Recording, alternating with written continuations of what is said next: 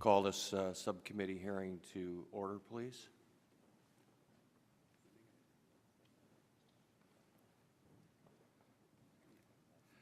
Well, welcome to today's hearing.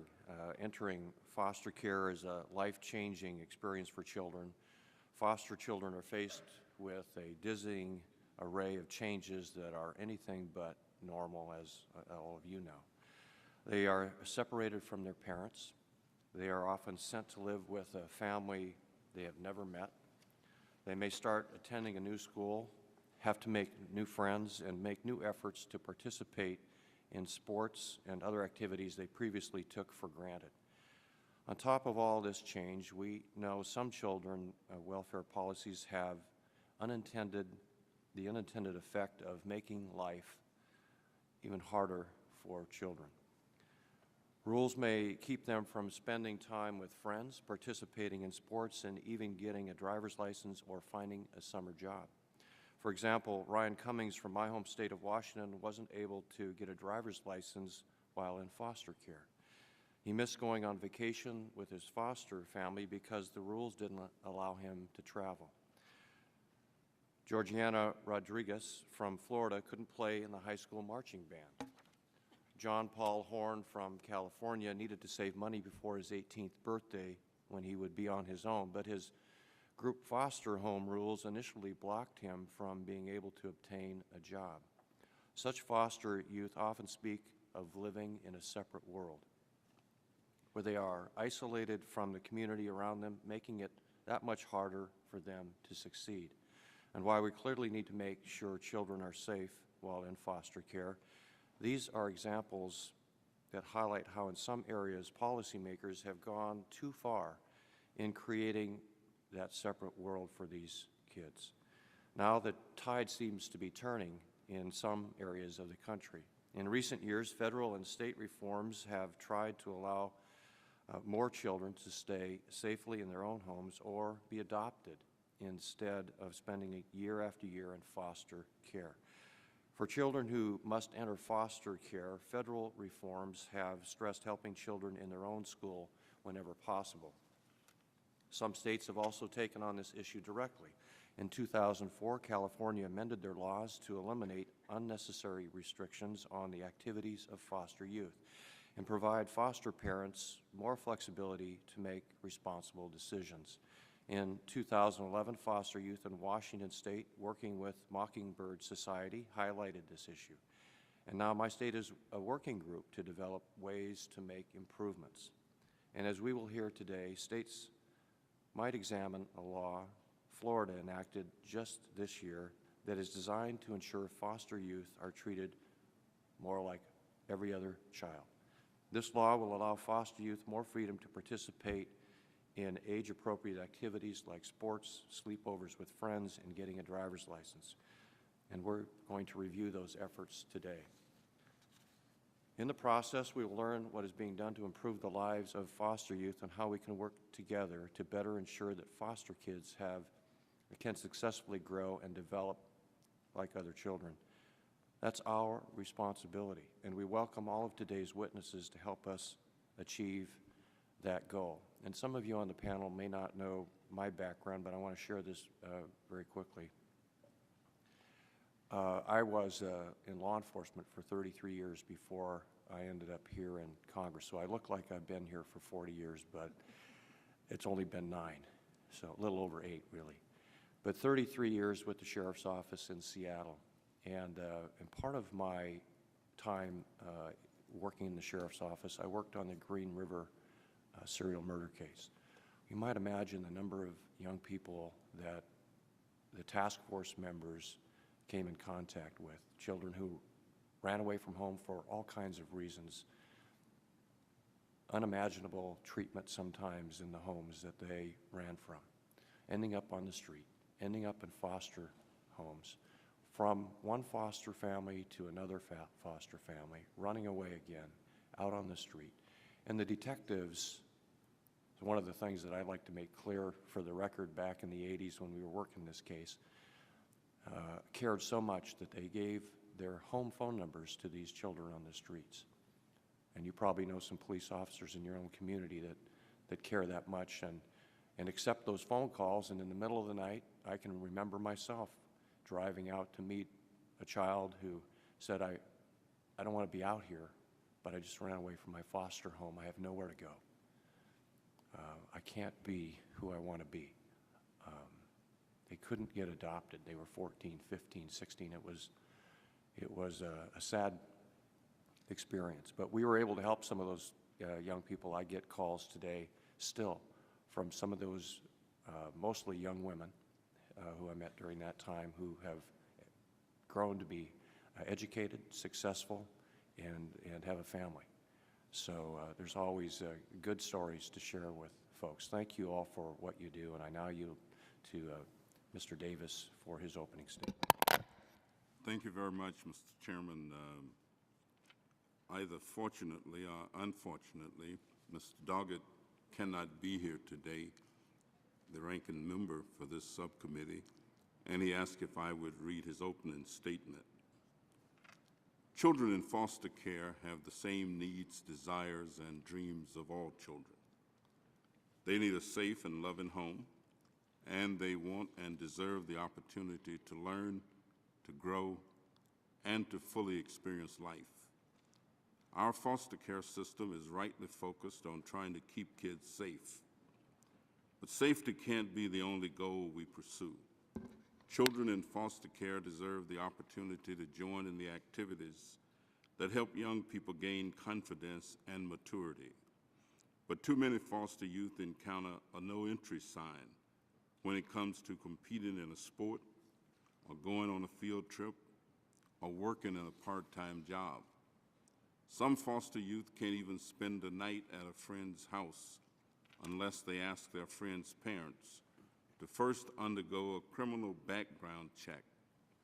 These barriers further isolate kids who already feel isolated. Hopefully, this hearing will allow us to examine the policies and practices that unduly prevent foster youth from joining in the activities that other children take for granted.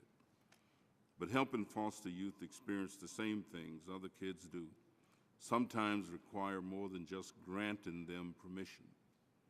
Starting a savings account, applying to college, and getting a driver's license often requires some guidance and our financial assistance. Additionally, if we want to empower foster parents to make more decisions for the children in their care, we should review the supports we give to foster parents, as well as our efforts to improve the recruitment and retention of caring parents. No policy will ever affect a child as much as a committed, caring, and informed parent. Finally, to promote more normalcy for older foster youth, we need to push every state to extend foster care to the age of 21. I've never met a parent who sends their child out the door without any support when they turn 18. But that was the policy of our foster care system for far too long. About 20 states have now taken advantage of a change in federal law to extend foster care, and it's past time for the rest of the states to catch up. Investing in the success of our foster children is not only good for them, but it will also reduce unemployment, homelessness, teenage pregnancy, incarceration, and other negative outcomes that cost society much, much more. So, Mr. Chairman, with this committee taking the lead, Congress has made some progress in recent years in ensuring that a child's well-being is a central goal of the foster care system. I look forward to working with you to continue that trend so that every other foster child has an opportunity to succeed. I thank you for this hearing. I thank all of the witnesses for coming to participate, and I yield back my time. Thank you, Mr. Davis, and thank you for standing in for Mr. Doggett. Mr. Doggett had a choice between being with the President of the United States or Mr. Davis and myself. So, but he, I know Mr. Doggett really cares about this issue, and you can tell from the words that Mr. Davis read on his behalf that he is passionate about this, and appreciate his work and Mr. Davis's. And this committee really has a close working relationship, so hopefully we can find a way to help our children across this country. So without objection, each member will have the opportunity to submit a written statement and have it included in the record at this point. And I want to remind our witnesses to please limit your oral statements to 5 minutes. However, without objection, all of the written testimony will be made a part of the permanent record today. On our panel this morning, we'll be hearing from the Honorable Nancy Dietert, Florida Senate, Talitha James Foster, Youth Fellow Kid Save, Irene Clements, President, National Foster Parent Association, David Wilkins, Secretary, Florida Department of Children and Families, and Tanya Wilkins, Advocate for Foster Care and Adoption, Governor's Office of Adoption and Child Protection, Lynn Teedy, Senior Associate Director for Policy, Jim Casey, Youth Opportunities Initiative. We are also pleased to be joined by another Ways and Means member this morning, Representative Buchanan from Florida. Mr. Buchanan would like to introduce a couple of our witnesses today. Mr. Buchanan. Well, thank you, Mr. Chairman, and thanks for this very important hearing. I was back a couple of years ago and at a Boys and Girls Club, and they said children make up 25% of the population, 100% of the future. So I want to thank not just our chairman and the members here today, but I want to thank all of our witnesses for being here today. I've hung on to that because really at the end of the day, that's what it's all about. So I really appreciate all the hard work that you do here. It's an honor this morning to introduce my dear friend from Florida, State Senator Nancy Dietert. I've known and admired her for over 10 years. She's been an incredible senator. She's a tireless worker with a passion for public service, fighting every day to better the lives of her constituents. And I might add, just this week, I noticed that she had the highest rating from our papers in terms of Florida finishing its legislative session. I think she got an A+, and that's the grade I would give her as well. Now, I should warn the committee that Nancy has a reputation in Florida for not mincing words. I mean, she's very direct, very blunt. That's what I love about her, but she's going to tell you like it is. I hope my colleagues will take her words to heart today, as I will.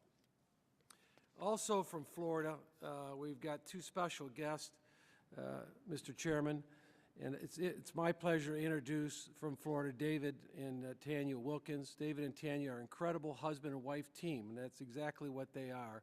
My wife was telling me they're on a mission trip together a while back, so I know that where their heart's at in terms of the work they're doing.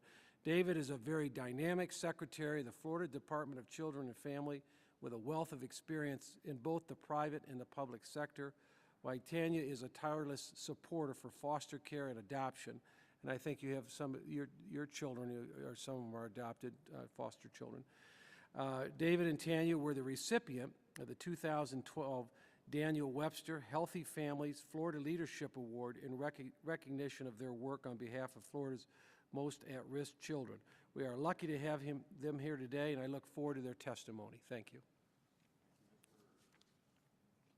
Thank you, Mr. Buchanan. Senator Dietert, you're recognized for 5 minutes. Thank you, Mr. Chair. Thank you, Chairman Reichard and members of the subcommittee. Thank you, Congressman Buchanan, for your kind words. I'm honored and thank you for the opportunity to participate in the hearing today. I'm Nancy Dietert, a state senator from Florida. I served in the House from '98 to 2006 and was elected to the Florida State Senate in 2008. In all those years, I've always served on the Committee for Children and Family and have chaired it on occasion. So foster care is an issue that I've dealt with for many, many years. Our foster care system historically has been focused on safety concerns and liability. We felt that our main purpose was to protect these children, to take them from unsafe homes and make sure they were safe. But in our quest to make them safe, what we have done is bubble wrap these kids and deprive them of any kind of normalcy when it comes to childhood. We have designed a system where they have to check with their caseworker over every move, things as simple as getting a haircut. So we succeeded in protecting them, but we deprived them of a life. Foster parents have concerns about safety, they have concerns about liability, but children typically miss many rites of passage common to their peers. While their friends are getting a driver's license, most children in care are not, because they generally have no one to teach them to drive or lack the money for insurance. They don't have parents that can even sign for insurance. Getting a first job, participating in sports, camping out with friends, even going to the prom are activities that are a normal part of growing up, but not common for children in our care. The issue of normalcy for children in foster care has been addressed in the past, and we promulgated rules in 2004. We made rules to solve all of these problems, but we have gone to community-based care, and not everyone was following the rules.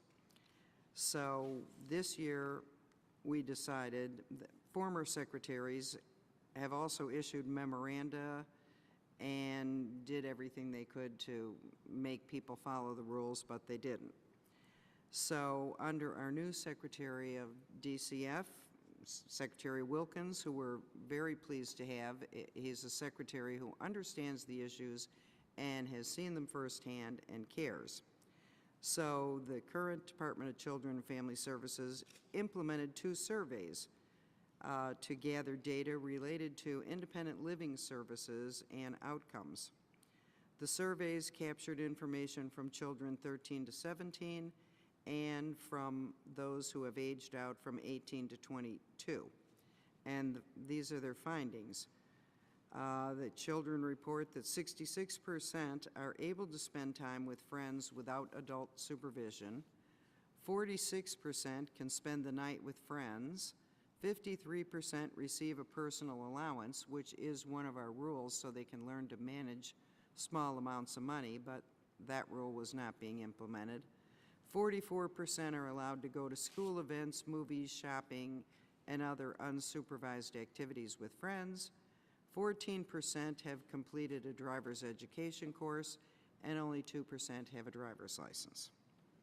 I learned early in my legislative career that if you want to make a good law, you listen to the people who are affected by that law and try to implement the changes that they need, and we listen to the kids. In Florida, we are fortunate enough to have a group of older teens and young adults known as Florida Youth Shine.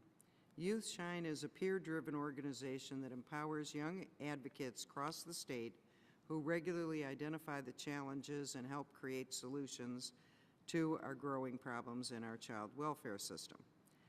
I just have a few seconds left, and I want to share 2 things that we learned in testimony.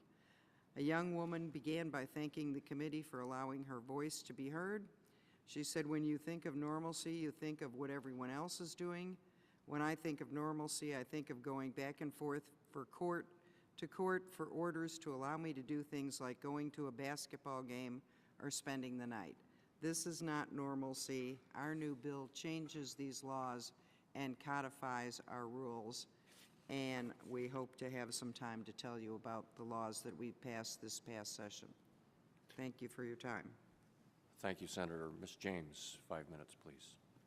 I just want to thank the committee for this opportunity to speak on behalf of former foster youth and current foster youth. My name is Talitha James, and I am a former CCAI intern. I had the opportunity to intern here on the Hill, as well as I'm a graduate from the California State University of Fullerton. My experience in care, I was placed in care at the age of 2. I emancipated at the age of 18. And my experience in care was not that great.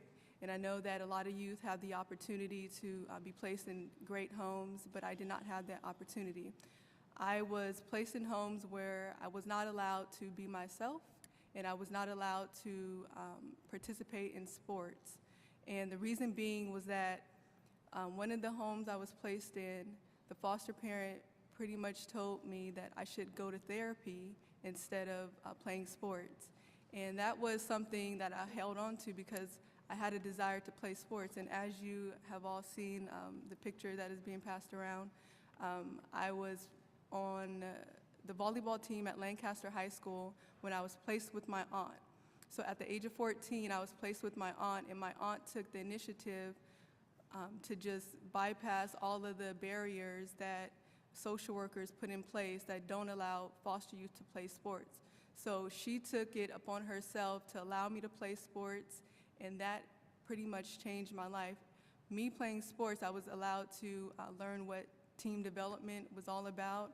I was allowed the opportunity to, mess up and not be reprimanded for that. I was allowed to do a lot of things on that team that really helped me to develop personal skills. Now, prior to me being on that team, I was bounced around from homes to homes, and they did not see the importance of a foster child playing sports.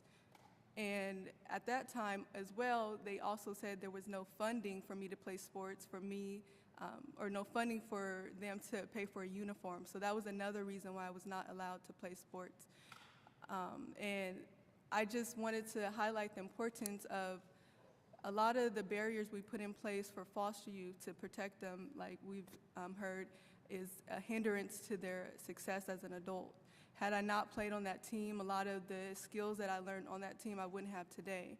A lot of the, just the love for sports, the love for my coach that I developed on that team, I would not have today. So I just wanted to highlight that important piece. As well as when I was in care, I did not have the opportunity to receive rides from friends when I was going home. So I would have to walk to school and from school because my foster parents at the time did not want to drop me off at school, so we had to walk to school. And a lot of the times my friends would offer me the opportunity to have a ride home, but I had to explain to them that I couldn't. And so finally, one of my friends asked me, she said, "Is everything okay? Are you okay?" And I just finally told her, I can't take the ride home because I'm a foster youth. And it didn't make sense to her. And she was just so confused. And for me, I understood because I knew the system, but she didn't understand the system. So that kind of showed me that that wasn't a normal thing for me not to be able to, receive a ride from a friend on my way home. So those are just the few things I wanted to highlight about my experience in care. And lastly, there was an opportunity for me to spend the night at a friend's house. And because they did not have time to complete a background check and all those things that you have to do in order for a child who is in foster care to spend the night, they did not have time to do that. And so my best friend, again, she wanted me to spend the night, and I couldn't do so. And finally, the family, my best friend's family, followed through on the requirements of completing a background check and doing all they needed to do so that I could spend the night.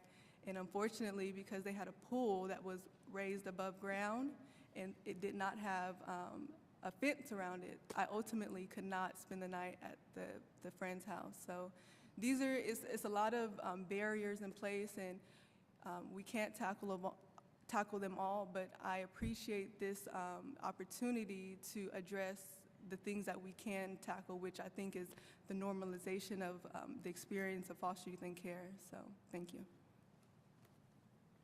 Thank you for your testimony. Thank you for being here and all the struggles that you've gone through. And today, here you are testifying in front of the United States Congress. Congratulations on your upcoming career. Thank you.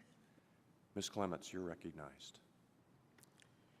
Thank you, Chairman Reichert and members of the subcommittee for this opportunity. My name is Irene Clements, and I'm president of the National Foster Parent Association. For the last 43 years, the National Foster Parent Association has shared the subcommittee's quest to evaluate and elevate and dramatically improve the foster family services that our members provide to children for whom the government has assumed temporary and all too often long-term responsibility, as well as we serve as the national voice of foster parents.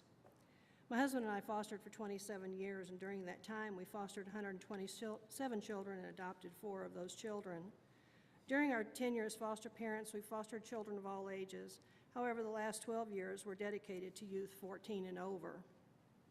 While we know a lot of well-meaning legislation has been passed since 1991, we still have a system that's not working well for the children it was designed to serve. Children experience too many placement disruptions. They're often not placed with siblings. They're often placed too far from their biological parents to have effective and frequent visits or remain in their school. They're frequently not involved in decisions made on their behalf or attend court. Some children experience unneeded medications, and they often feel singled out as different. I'm going to use a couple of examples that I put in my testimony to explain kind of the situation about what children experience, but also the frustrations of the foster parents because of the system. I'm going to use an example of Mary, who's an 11-year-old child in foster care. She was a member of the 4-H club in her small town. She wanted to take sewing lessons really bad. They were every week on Thursday after school, and there were 4 little girls in her class. The 4-H leader who taught the classes had been a leader for many years and provided those lessons in her home. Mary's foster mother was told that Mary could not attend these sewing classes until the 4-H leader and any others living in her home who were over the age of 14 had criminal background checks.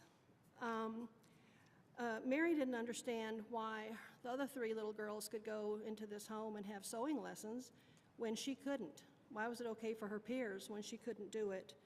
Bottom line was that Mary's foster mother said, if I could, I would have stayed there and supervised each week for 2 hours on Thursday, but I had commitments with 2 other children, one to take to karate class and one to pick up from band practice. And because of the family not wanting to get everybody in the family to have background checks because they might come home before the class was over, Mary wasn't allowed to be in sewing class. So she lost interest in 4-H, she dropped out, she stopped going to anything, and she became just so discouraged, and she wanted to know, and she kept asking, why do my friends get to go but I can't go? What's the difference? Then an example of John, who's a freshman in high school, and he made the freshman football team, really, really proud of himself, and is keeping his grades up so he can play. His foster mother always picked him up from practice every day, and occasionally his foster father, but his foster father traveled some for work and wasn't available all the time.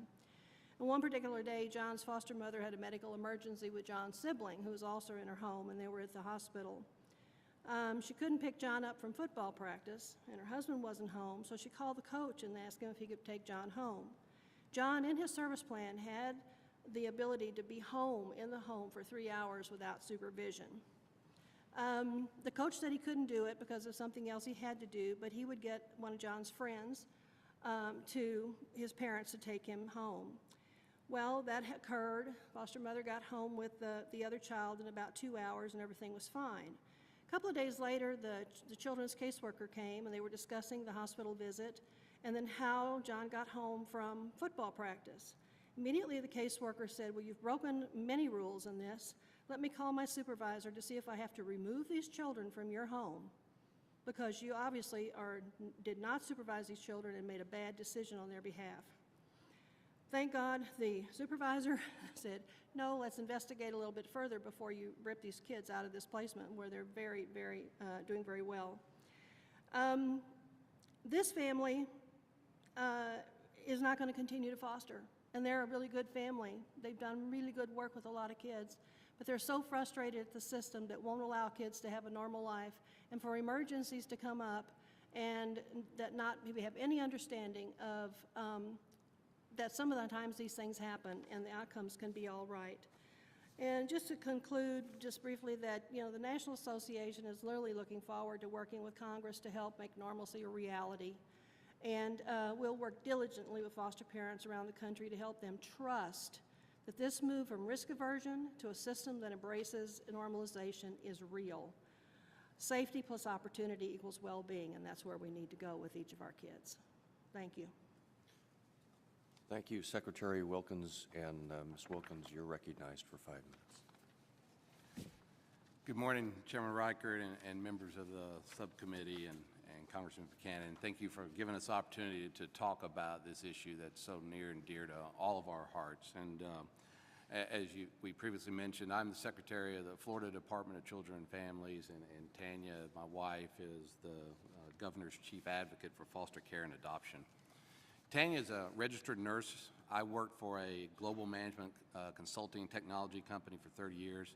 We don't have a lot of experience in government, but our private sector experience and our experience raising our own 3 daughters and our volunteer experience in fostering children in our home, I think has given us a unique perspective of what are the issues.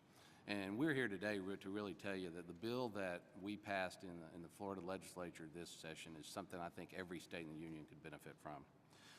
You've heard testimony from Senator Dieter talking about some of the challenges and some of the numbers of why children fell in foster care, and you've heard some of the other testimony about just some of the, no other word but bizarre rules and processes that have evolved into the foster care system over the years. You know, all these statistics have pointed out that the success of children in foster care is simply not adequate. And on further analysis, a large reason of these inadequacies is the related failures of our foster parenting system. Our foster parenting population in our state has dropped over 15% over the last 3 years. Not surprisingly, group home care has risen in that same time frame. Upon surveying many of these parents, we were told that the frustrations are extremely high, and you heard some of the testimony there. Foster parents are burdened with paperwork, court responsibilities, a list of job responsibilities, all centered around protecting the child. And the result is obvious. We're not letting kids be kids, and we're not giving the parents the permission to parent. So a culture change was needed in our state to, in essence, permeate the entire system with the information that normalcy in foster care is the most paramount goal.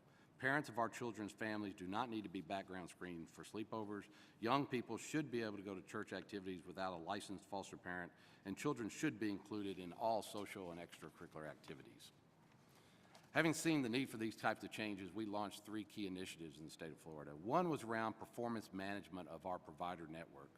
We now believe that measuring performance is central to promoting accountability.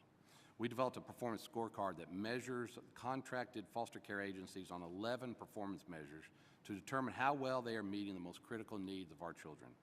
Since the first scorecard was produced over a year ago, we have improved performance by over 25%. We also initiated a whole initiative around normalcy, as Senator Dieter mentioned. We issued open letters to demand normalcy in all of our foster parents and provider organizations. We developed media campaigns, and we issued social networking policies to basically say, you know, children can have access to the internet. And as you all know, I think every child has to have access to Facebook. That's a new requirement in our children. So this bill is actually absolutely key to our success. But another key initiative that we knew we had to have was an initiative we called Fostering Florida's Future. And Tanya will address what we tried to accomplish there. Good morning, Chairman Reichert, Congressman Davis, members of the subcommittees. Thank you for allowing me to speak to your committee about the Fostering Florida's Future initiative. Recognizing that Florida needs additional quality foster parents and families who can provide safe and loving homes to children in need, we launched the Fostering Florida's Future initiative in June of 2012. This is a collaboration with our 20 community-based care organizations throughout the state, with Guardian Ad Litem, the Florida State Foster and Adoptive Parent Association, Quality Parenting Initiative, local associations, and many others. When the governor appointed me as a statewide advocate, I had no idea how it would change our lives and touch our lives. We have been a sponsor family for foster children, teenage girls primarily, from a residential group home in Tallahassee. We served them, and as we served them, we would listen to their stories. It was heart-wrenching, the stories that they told us at night when they were tucking them in at bed at night, and I had to listen to their stories, and we would say prayers. The neglect and abuse that they had endured, and yet a blessing that we knew we could help empower them to overcome and have a future. We parented them as we would our own, much like the hundreds of foster parents that I've been fortunate to meet. Based on these learnings, we landed on an action plan for our Fostering Florida's Future initiative. We developed an awareness campaign with a website, videos, and social media. We created a recruitment campaign to find 1,200 new foster families, quality foster families for our children, and we are on track to reach that goal by June of 2013 this year. We are improving training for foster parents through the Quality Parenting Initiative, using trauma-informed care principles, focusing on awareness on attachment disorders, and we have simplified the licensing process. Fostering Florida's Future is showing great success in building enthusiasm and getting people interested in fostering and making a difference in these children's lives. But most of all, it is helping to provide long and caring families that these vulnerable children need. Thank you. Thank you, Ms. Teedy. Good morning. It is my pleasure to be part of today's hearing on letting kids be kids. I thank the committee to be here, and I commend you for inviting Talitha to give testimony as well. We know firsthand that results are always better when young people that have experienced foster care are involved in the conversations. I am the policy director with Jim Casey Youth Opportunities Initiative, a national foundation named in memory of the founder of United Parcel Service, UPS. We are focused solely on helping states and communities assist older youth in foster care in making successful transitions to adulthood. In fact, this hearing is very timely. Just this week, Jim Casey launched a national campaign, Success Beyond 18, which promotes state policies supportive of normalcy for older youth and young adults in foster care. Based on our experiences working in communities across 16 states, partnering with youth leadership boards, we have encountered many, if not all, of the barriers that you've heard about today. A key underpinning of the Jim Casey approach is the knowledge we now have about adolescent brain development. This science provides compelling evidence on why these normal experiences are so vitally important, especially as young people reach their teenage years. States have already begun to apply this knowledge. The two critical things to know about adolescent brain development is that adolescence is a time of profound brain development, paralleling that of early childhood. The brain is not done developing at 3 or 6 as previously believed. Secondly, the impact of trauma on the brain is not permanent. Through adolescence and early adulthood, the brain can alter its structure in response to positive experiences and positive relationships. What does this mean? It means that adolescence is a time rich in opportunity and potential to help young people overcome adversity, overcome trauma through positive experiences like those normal experiences we're talking about today, like playing on a sports team. It has done for us in many ways what the research on early childhood brain development did. It tells us that what families typically and naturally do is what is right. How do we act on this knowledge? We do this through letting kids be kids, which inherently involves a degree of risk. Any parent knows that and has lost sleep over it. Yet we also know that gearing our kids towards these kinds of normative risks and healthy relationships will mean that they are less likely to engage in more dangerous risks and unhealthy relationships. We summarize talking to young people, they summarize the barriers that they face on a day-to-day basis, and you've heard about them today. Not being engaged in normal every day-to-day activities, internalizing a culture of no after hearing no again and again and again, and just wanting normal family experiences like a family vacation. From our efforts in states to normalize foster care, we've seen progress that can be built upon. One area you've heard about today, policies must explicitly support kids in foster care being involved in normal activities. I commend the folks here from Florida for your work in this area. We also need to reduce reliance on congregate care as it poses inherent challenges to normalcy. There are two more promising areas that I'd like to highlight. First, we must also promote opportunities because it's not enough just to remove barriers. This includes empowering foster parents and other caregivers with decision-making ability, training, and support, as also was mentioned. It also includes supporting specific opportunities that are age-appropriate. For example, financial skills. Financial skills are one of the things that young people report as most lacking when they leave foster care. Jim Casey, with our partners, implement the Opportunity Passport, which provides young people with opportunities to earn money and save in a matched savings account. We have shown that young people can and will save money, and they learn financial management skills along the way. Why has it worked? Because it provides what most families do for their teenagers and young adults. Real-life experiences, managing and saving money for things that the young people care about and that will help them on their path to adulthood, like a car to go to work and school or a computer for college. The second and critically important area is to ensure that young people are not only engaged in speaking out, as Talitha has today and is important, but are also engaged while in foster care in decisions about their lives. Too often, young people in foster care have never been asked, what interests you? What were you involved in before foster care? Or what would you like to do? Engaging young people in their case planning, where decisions about their life are made, is no different than a family sitting around the kitchen table, talking with their teenager about the upcoming school year and planning what activities they want to be involved in. It's merely starting from the same place families do, which is, what about you is special, rather than where we too often start in the child welfare system, which is, what about your life went wrong? States are moving in this direction, but more can be done, promoting clarity in state policies, incentivizing placements in homes, in family homes, with appropriate training and supports, incentivizing experience-based opportunities, and revisiting the federal case planning framework and guidance to be modeled on the best practices we've learned in states. In conclusion, we should not be surprised that when we do not let kids be kids, we do not let them have normal experiences and grow up as most kids do, that they continue to face barriers well into adulthood. At Jim Casey, we know that we can do better. Thank you very much for this opportunity to address the committee. Well, thank you all for your testimony, and thank you for being here. So the first part of the hearing, of course, was your testimony, and the second part of the hearing will be some questions. So I know the members of the subcommittee are anxious to ask questions. I think of I was a foster grandfather for a number of years until my daughter and her husband adopted 2 children, and they're drug-addicted babies. And watching, they were 3 months old when they were adopted, and well, taken in as foster children, and then finally adopted, but they're 10 and 11 now. And they're playing soccer. She's a painter. Breyer is a soccer player. But they have a good, solid foundation. One of the first the first hearing that this subcommittee had was looking at how we can move foster children to adoptive homes more quickly, creating it's sort of a preventative move, creating that solid foundation that Aletha that you missed. And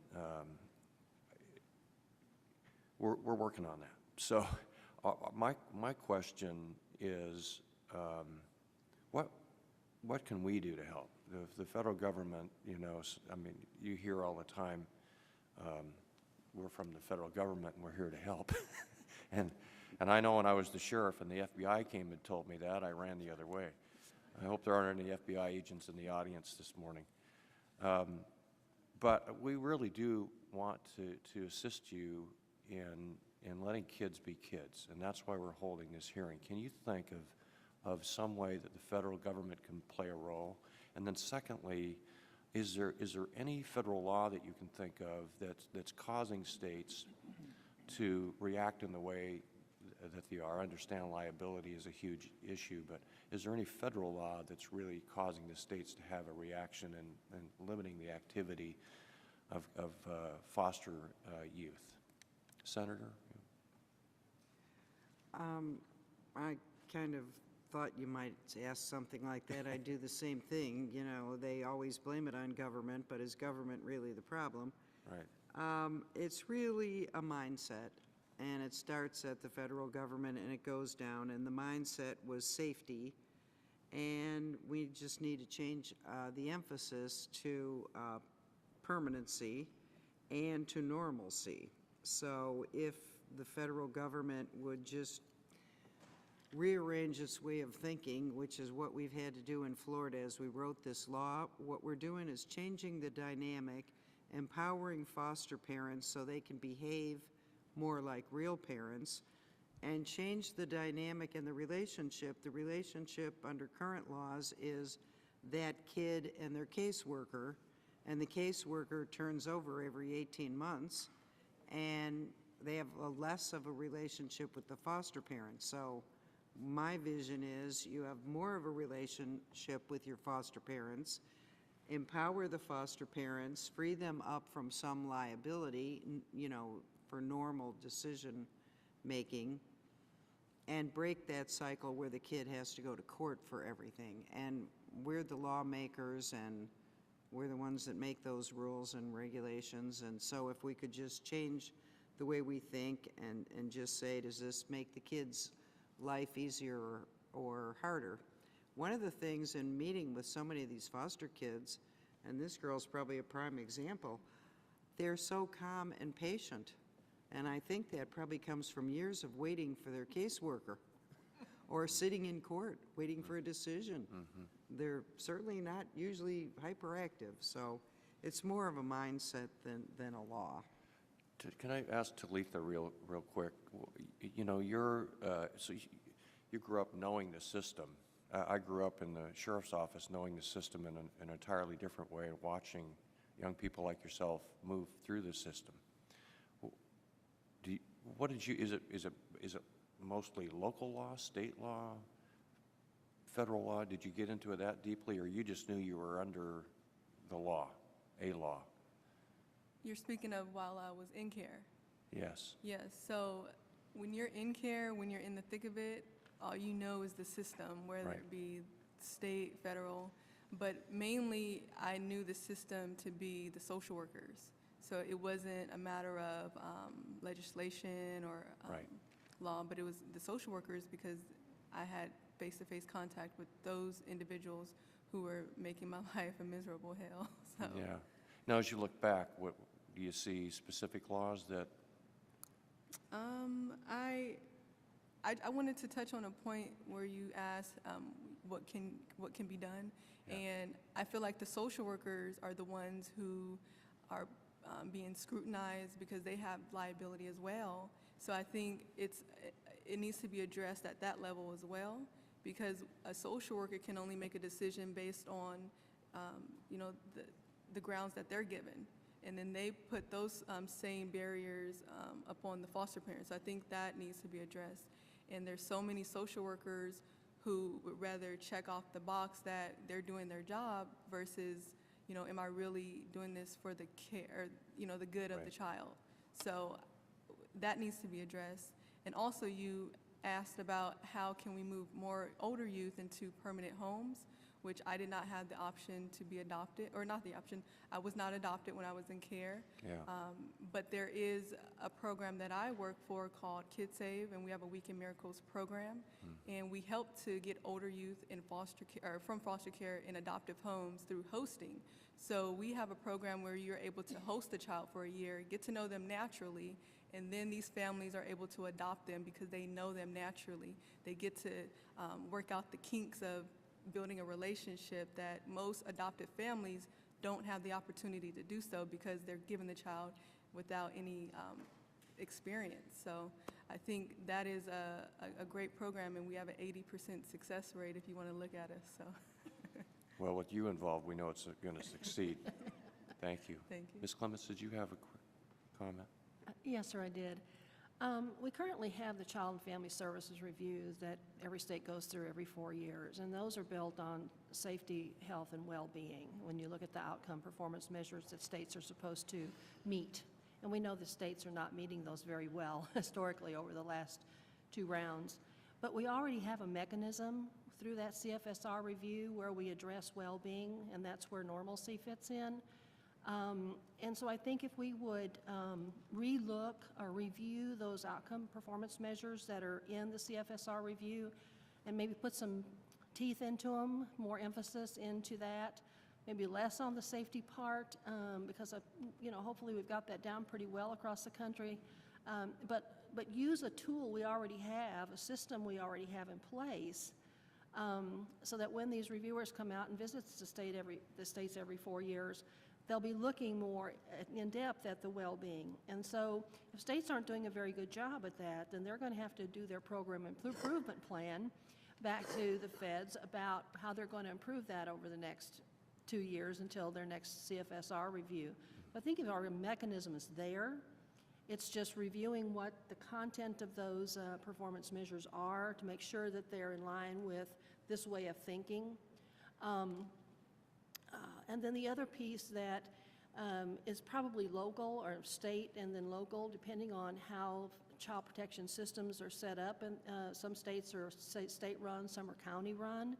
So we have lots of different people making rules and regulations and setting standards, especially for foster homes and what they can and can't do, and what they can allow children to do and not do, is the whole piece of the liability. We have immunity for our state employees in my state where I live in Texas, but you can't even get liability insurance for a foster parent. Nobody wants to do that. Right. Foster parents are investigated over so many things, and one example was a little boy that was, the foster mom was standing 4 feet from him. He was climbing a tree. He's 9 years old, and there was 3 other little boys at his little birthday party, and they were climbing this tree. He fell and he broke his arm, and of course, Murphy's Law. Well, they got a full-blown investigation for child abuse, and he just fell out of the tree. I mean, it was an accident, but he was climbing, he was having fun with his friends. And so the foster family had the children remove from their home. You know, they went through this kind of stuff. They were in fear that, will the birth parents bring a lawsuit against us, you know, all that kind of stuff. Right. Those are the realities of care. And so how are we take the time to change the systems from risk of adverse, like I said, to something that embraces taking risks so children can have normalcy? Thank you. Thank you. And Mr. Secretary, I'm going to ask for your response in writing because I've gone way over my time and my committee members are going to really get upset with me. So, Mr. Davis, you're recognized. Thank you very much, Mr. Chairman. Ms. James, let me ask you, and I commend you, first of all, for your personal development, the way that you navigated the system, and for being who you are and where you are at this point. Do you think you would have gone to college necessarily had you not been able to express your interest in athletics? I would say I would not have gone to college had my aunt not cared for me at the age of 14, and her guidance is what got me to where I am today. So had she not taken me in, I would not have been able to play sports. I would not have been able to graduate high school. Only 3% of foster youth graduate high school, 1% then go on to graduate college. So she set me up for a lot of things when she took me into her care. So I give all the credit to her and to God, of course. Well, thank you very much. I think that she is indeed an angel, and there are many angels like her. The community that I live in has a great deal of interest, concern, and engagement in child welfare issues. As a matter of fact, my congressional district has more children who live with someone other than their natural parents than any other congressional district in America. And the district that is adjacent to mine is number 2 in terms of children living with someone other than their natural parents. We have every kind of program that one can imagine. The state of Illinois has a good system, and I commend them for their forward thinking. One of the areas that we have difficulty with, though, is recruiting foster parents for teenaged young people. That seems to be a big problem for us. We've got programs where foster children living with grandparents, or where grandparents are raising grandchildren, but finding foster parents for teenagers. Mr. Secretary and Ms. Wilkins, could you all address, because I am tremendously excited about your success in this area, how you really get foster parents for teenagers. Well, thank you. I agree it is a major challenge, and fortunately or accidentally, Tanya and I, the children we fostered were teenagers, so we jumped right in as well. But what we've tried to do in Florida is look at the recruitment of foster parents as a major imperative and a focus area. And my simple business background says, you know, you get what you measure and you get what you focus on. And so what we said is, just in general, if we're going to create this normalcy initiative, then we have to raise the bar on foster parents.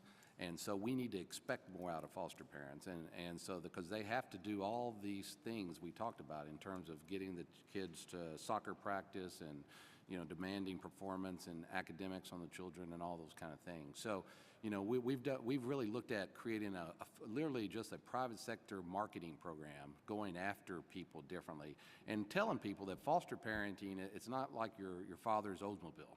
You know, foster parenting today is different than it was 20, 30 years ago. And so, you know, we're looking for those families who really wanted to dedicate their lives. And what we're finding in Florida is they are there. And what we need to do is go outside the normal channels, reach out to the faith communities, reach out to other NGOs, and reach out to private businesses to partner with us on these types of things, and it can be accomplished. When we started taking foster children in our home, everybody thought we were crazy. They think that foster children come with all of this baggage, that they're bad kids. They are kids from tough places. And when we showed up the same place, church, wherever, about the 16th time, people would say, "You're okay, and you still have these children?" And I said, "Absolutely." And as people get to know the children, they will realize that there's so many decisions that they make are fear-based. They're scared to death. These children have been moved and moved and moved. There's nothing stable in their life.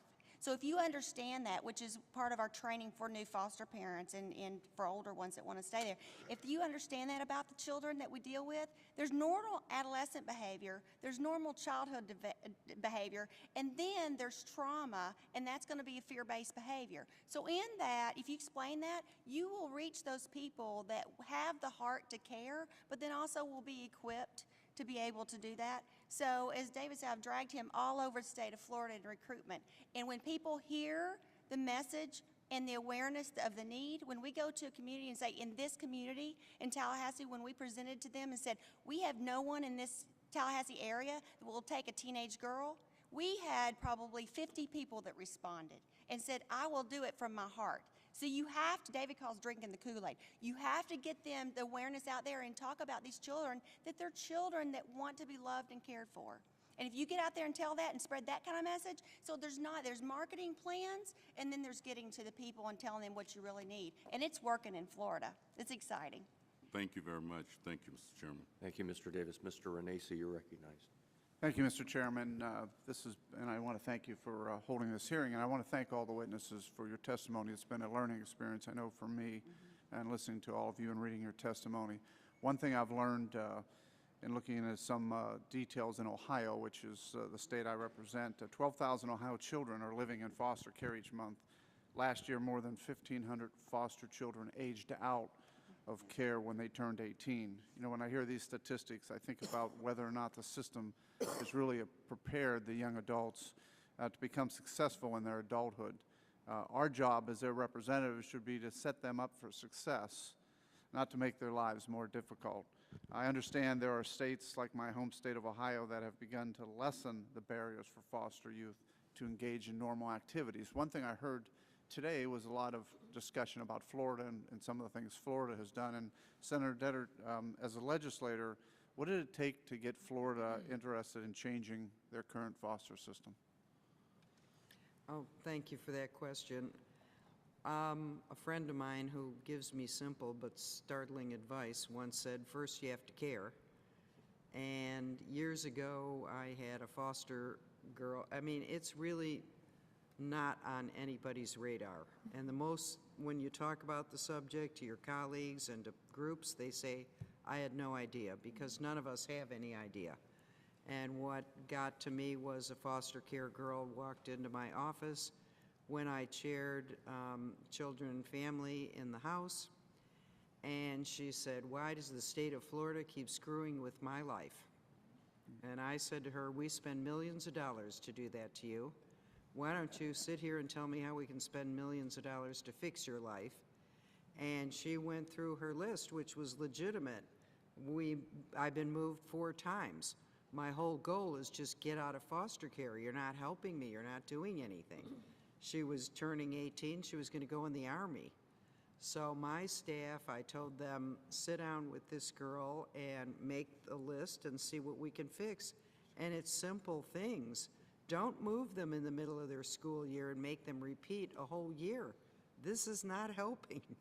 So because of that girl, that year we did a bill that I sponsored, and I named it the Road to Independence, which covered foster care kids from 18 to 21, because we found when they left foster care, they were ending up homeless or in jail. They've grown up with no family support, nothing there for them.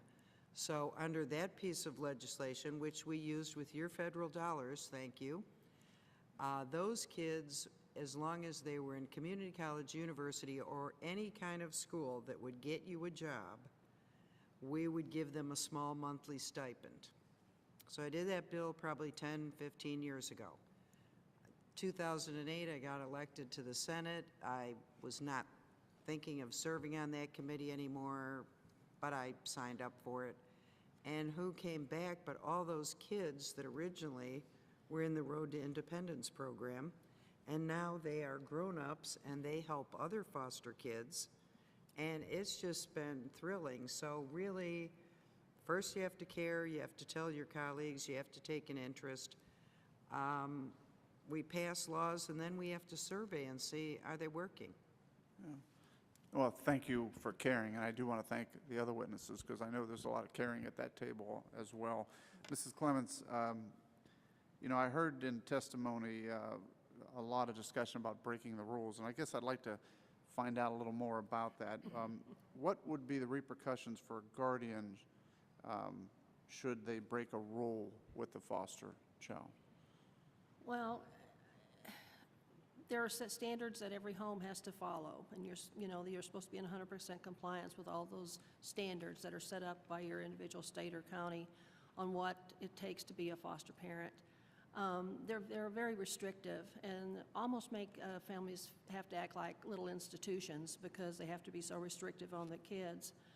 And when either the private agency that you're foster for or the state licensing people come out and they look at that you're not following the rules. And the example I used about the foster mother who had an emergency at the hospital with another child and couldn't go pick up her foster son from football practice. Not only did she get in trouble because the coach didn't have a background check, but the parent who brought the child home didn't have a background check, as well as neither one of them did they have a copy of the automobile insurance for those people. That's how nitpicky it gets. Yeah. So you get investigated because you've broken those rules. And there's so many of them that you have to back off and you can't let kids do anything. Thank you. I know I've run out of time. Thank you, Mr. Chairman. Unfortunately, we're going to be called to go vote in a few minutes. So we would like to continue the hearing, but if the members could be more poignant in their questions, we can go vote. Mr. Reed is recognized. Well, thank you very much, Mr. Chairman. Thank you to the witnesses for coming today. And I do want to publicly acknowledge some work by a colleague of mine who's not a member of the committee but is here today. A good friend of mine, the gentle lady from California, and this is a Republican, publicly applauding a Democrat on the other side of the aisle, because she's a tireless advocate for this area and adoption, and I applaud her for those efforts. And this is one of those moments where you don't get a lot of good testimony down here many a days. But Ms. Janes, Ms. Wilkins, hearing your testimony makes me proud to sit here and hear it. So my hat is tipped to you. One of the things I want to kind of focus on a policy basis is we've passed some legislation here recently on the federal level, 2008, 2013, some acts. And one of the concerns I always have when we act federally, we sometimes think that one size fits all as to this issue. And I would be very interested in knowing from maybe Ms. Clements, Mr. Wilkins, and the state senator, is this an area that really a one-size-fits-all federal standard could address, or is this something that we should give the discretion to the states to try to deal with on a state-by-state basis? Anyone want to take a stab at that? Secretary? Well, a great question. One of the reasons Florida has been able to, quote, turn around their system over the last 8 years is because you guys granted the state of Florida a waiver in our child welfare system.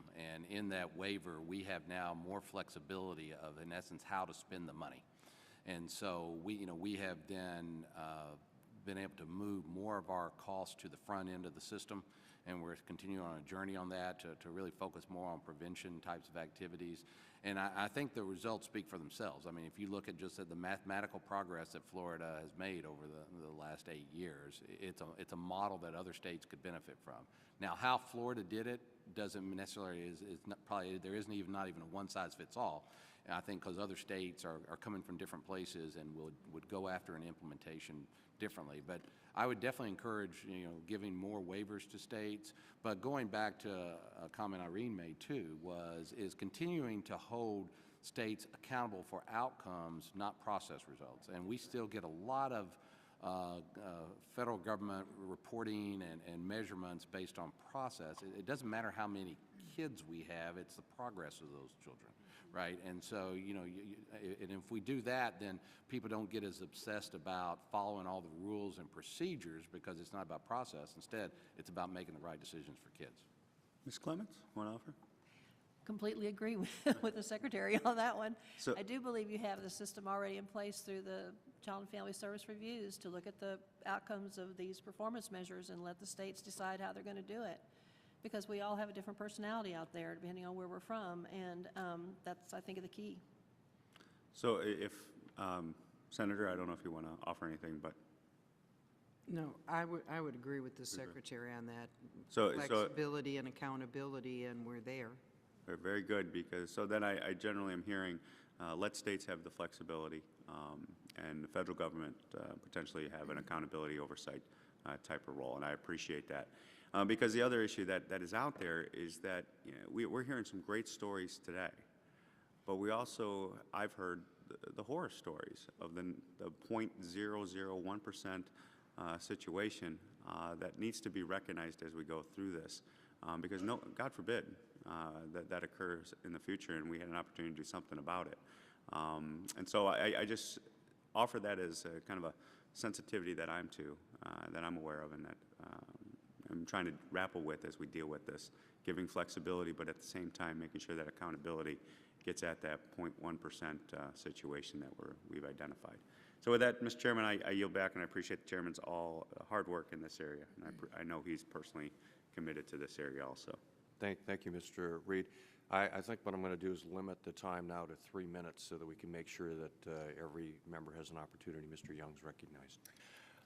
Thank you, Mr. Chairman, and thank you all for your testimony. I'll try and speak quickly and ask you to perhaps respond pointedly to the questions I have. Common sense and the powerful testimony of people like Ms. James tell us that a certain amount of innovation at the state level is certainly helpful to our foster care population. That is evidenced not just by testimony, but also by hard evidence, much of which we receive, as has been indicated, through the Child and Family Service Reviews. My first question would be to Ms. Wilkins and Senator Dieter, if you could speak to those reviews. Do you have any ideas for improvement with respect to those reviews? To reviews by the federal government? That's right. Of the state? That's right. I think... You're on the receiving end of them, so... Right. Yeah. And I think, frankly, if you would do surveys of the kids aging out of foster care, and if they had an opportunity, one of the things that bothers them is they feel they're caught up in a whirlwind of a bureaucratic system and that they don't have a voice. So I would say surveying them and then looking at our results. Okay. That sounds excellent. Got a minute 40 left. Very quickly on this, because I have another question, please. One thing that we did do was not have the government call the foster parents that had been in that situation before fostering, and so we had foster parents call foster parents that had quit fostering for whatever reason. So we specifically did that so that they would open up, and so they're not going to open up to DCF or whatever. So we got a lot of information about what barriers there are, and then I spend a lot of time speaking with youth in under 18 and over in what held you back from where you want to go in life and all these things. And we bring them back, and I'm fortunate enough to live with this man, so I can kick him at home and say, this is what needs to be Sure. changed in DCF or the system or whatever.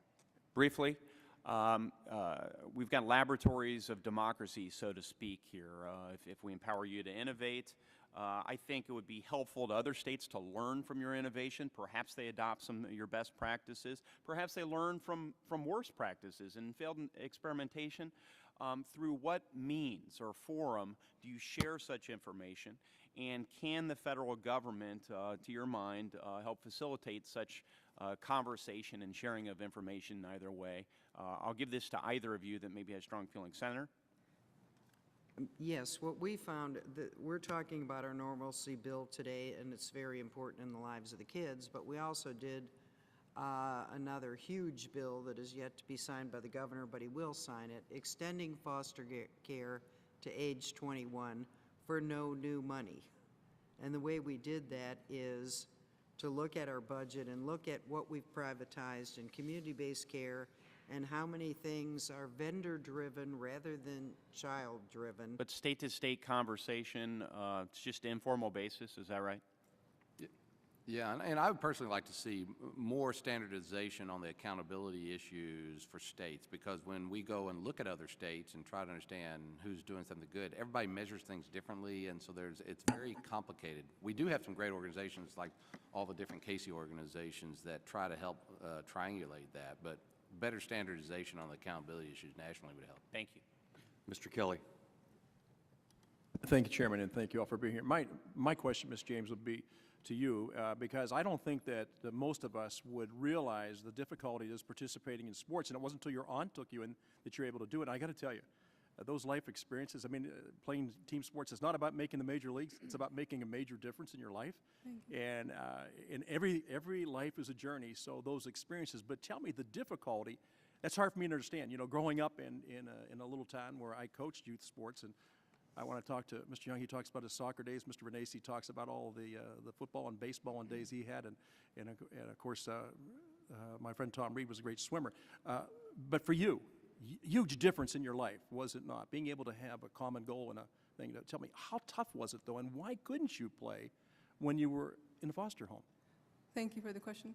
I could not play prior to me being with my aunt because of the barrier of money. So a lot of foster homes, they did not want to pay an additional fee out of their pocket for me to pay for my uniform or just have money when we had a game out of town. So those were the things that prevented me from doing that, as well as taking me to practice. So a lot of the foster parents were not foster parents. They were bystanders in the process.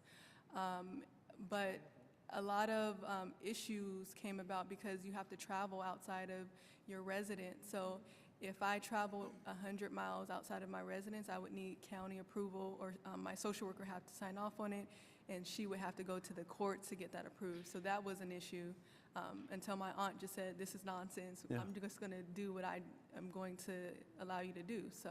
Oh, that's great. Now, did your aunt come and watch you play? Absolutely, yes. That's neat. You know what? We just passed a bill yesterday in the House that's going to allow comp time where people can actually go and watch their sons, their daughters, their nephews and nieces play, which I thought was a great piece. So I'm glad that happened to you. You know, Ms. Clements, you talked about Mary and 4-H. I was a 4-H'er, and I know it's about head, heart, health, and hands. Absolutely. What another great experience. But if you are a foster child, you can't participate in 4-H? Well, you can. But? Right, but everybody has to have a background check.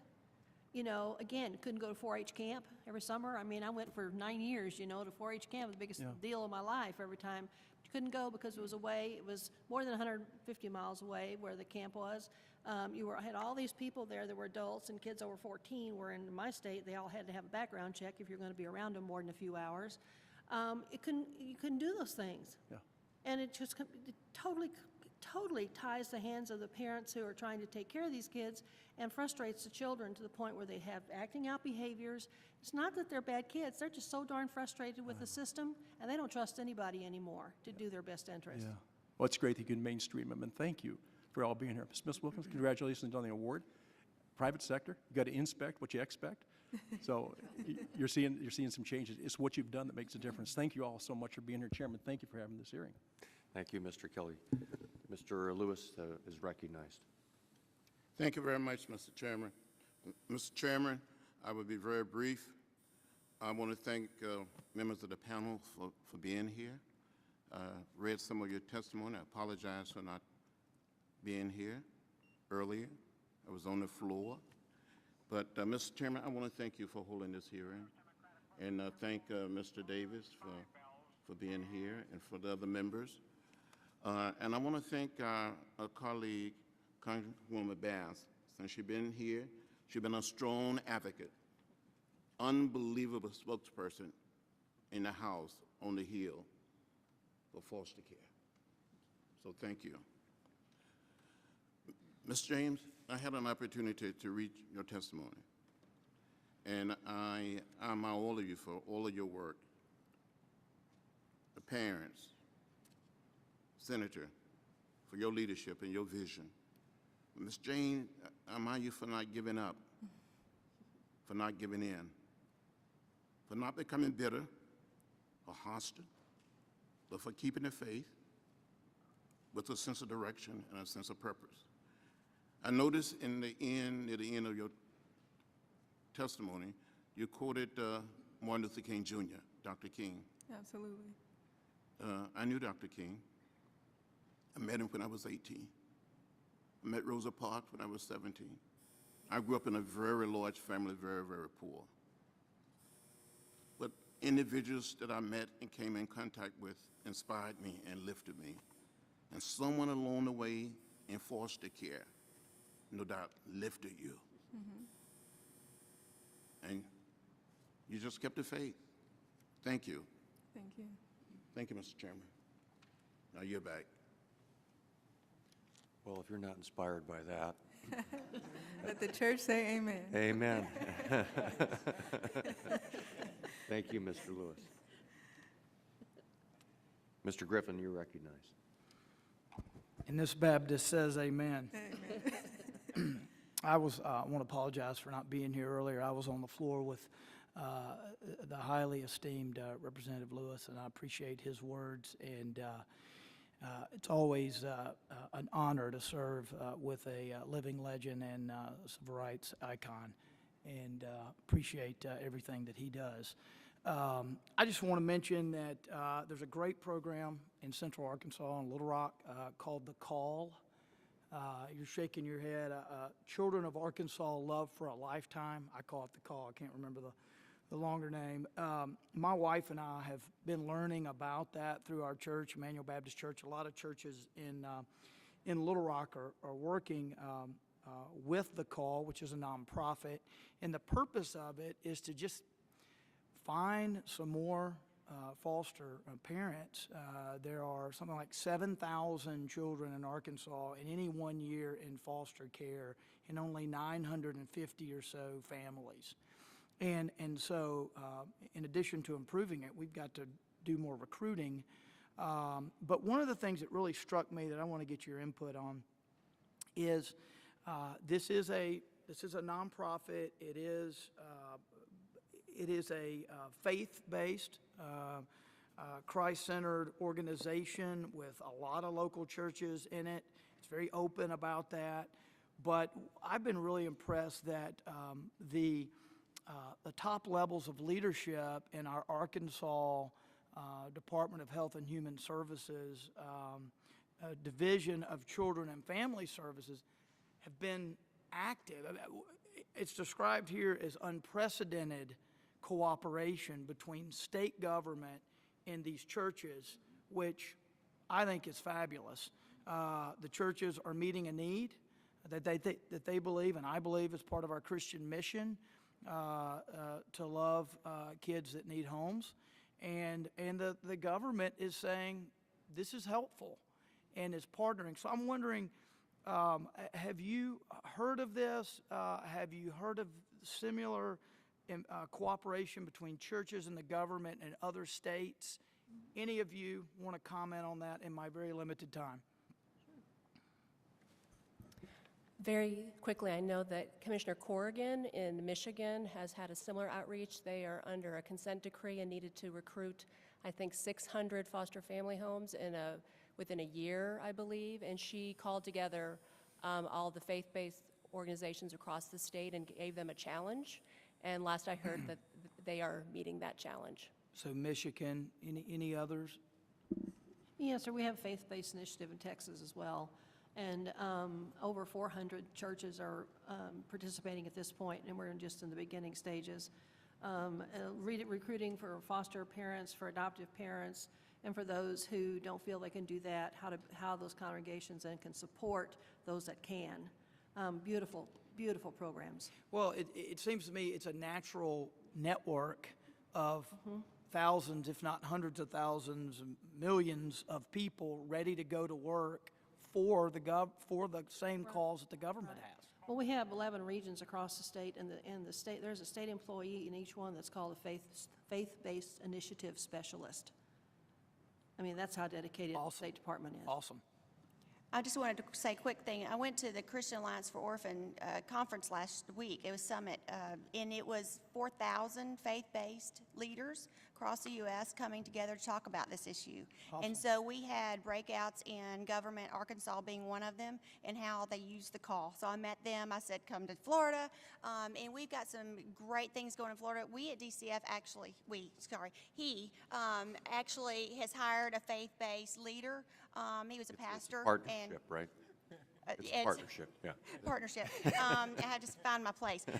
And so we brought him to DCF. And so he's actually meeting with pastors because they can do the pastor-to-pastor talk and talk about why wasn't it on his radar as a pastor. And so he's getting this. So we just were able to speak with Northland in Orlando. They have 20,000 members, and it simulcasts all over, right? And so we had 300 that responded to the call. Awesome. And so now they're going to nurture those through the church and coming alongside, and they're going to save the government tons and tons of money in the support that they get. Plus, it's going to be recruitment ongoing in that church. It's exciting. It's exciting. Let me know what I can do to help. Okay, thank you. Thank you. Well, we wish we could listen to you all day.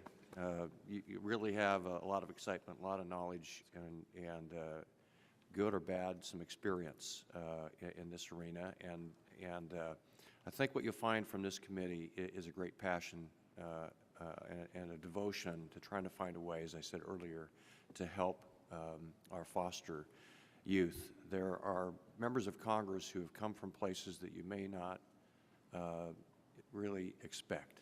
And of course, Mr. Lewis shared just briefly a little piece of his story from a large family from a poor neighborhood, and here he is, a member of Congress. I know Mr. Davis has had a similar experience. Myself, I grew up, I'm the oldest of 7, ran away from home when I was a junior and senior in high school and lived in my car, and a 1956 Mercury. I'll never buy another 1956 Mercury again in my life.